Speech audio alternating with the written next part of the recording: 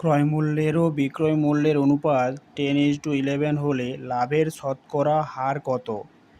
না, এখানে ক্রয়মূল্য ও বিক্রয় মূল্যের অনুপাত দেওয়া আছে, সেখান থেকে আমাদের লাভের শতকরা বের করতে হবে। এই অঙ্কগুলি করার জন্য একটা পদ্ধতি আমরা ধরবো, না মনে করি বা ধরি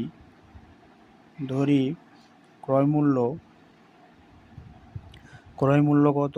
না, ক্রয়মূল্য এখানে 10 দেওয়া আছে, 10কে আমি ডাইরেক্ট 10 লিখতে পারি, যেহেতু অনুপাত আকারে আছে তাই আমি 10x ধরলাম। আর বিক্রয় মূল্য সমান 11x।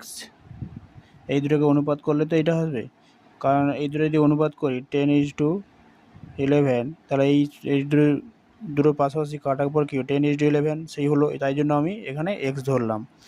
এবার এখানে আমাদের কি বলছে, লাভের শতকরা হার কত? এখানে লাভের হার যেহেতু বলছে, আমি তাকে আগে লাভটা বের করি। লাভ সমান কি, না বিক্রয় মূল্য মাইনাস ক্রয় মূল্য। বিক্রয় মূল্য ছিল 11x, হচ্ছে ক্রয় মূল্য 10x, তাহলে কত হবে, না x টাকা। দুটো বিয়োগ করলে হবে x টাকা। তাহলে আমাদের শতকরায় লাভ কত হবে, না শতকরায় বা লাভের হার কত হবে, না লাভের হার সমান, লাভের হার একটা সূত্র থাকে, না কি সূত্র থাকে, না লাভ বাই ক্রয়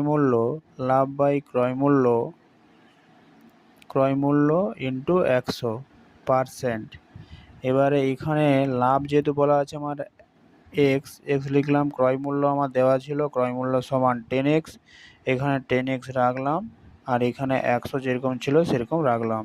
এই x কাটলাম, এই শূন্য করলাম, তাহলে আমার উত্তর হলো 10%। তাহলে লাভের শতকরা হার 10%।